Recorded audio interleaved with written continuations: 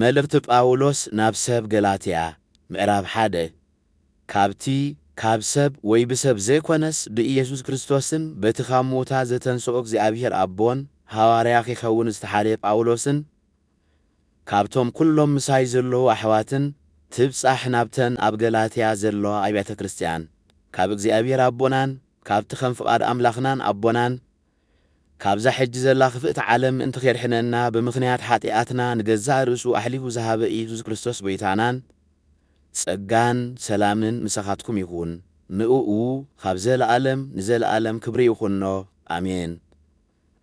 ካብቲ ብጸጋ ክርስቶስ ገይሩ ዝጸውዓኩም ኣምላኽ እንታይ እዋን ናብ ካልእ ወንጌል ከም ዝሓለፍኩም ገሪሙንሎ።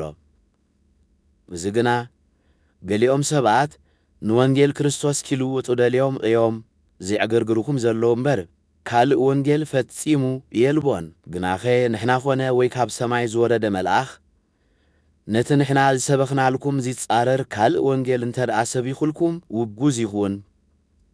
ከምቲ ኣቐዲምና ዝበልናዮ ሕጂ እውን ሓደ ነቲ ዝተቐበልኩምዎ ዚጻረር ካልእ ወንጌል እንተ ደኣ ሰቢኹልኩም ደጊመ ውጉዝ ይኹን እብል ኣለኹ። በዝኸ ናይ ሰብ ምስጋና ድየ ዝደሊ ዘለኹ ወይስ ናይ ኣምላኽ?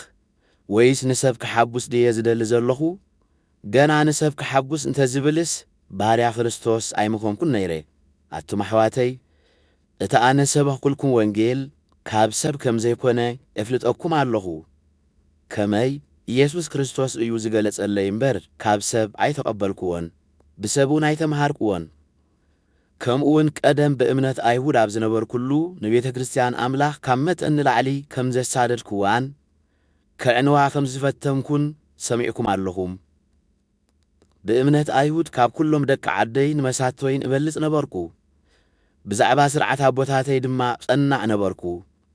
እቲ ኣብ ማህፀን ኣደይ ከለኹ ዝሓረየኒ ብጸጋኡ እውን ዝጸውዓኒ ኣምላኽ ኣብ ኩሎም ኣሕዛብ ብዛዕባኡ ምእንቲ ክሰብኽ ንወዱ ኺገልጸለይ ምስ ፈተወ ግና ምስ ዝኾነ ይኹን ሰብ ኣይተማኸርኩን።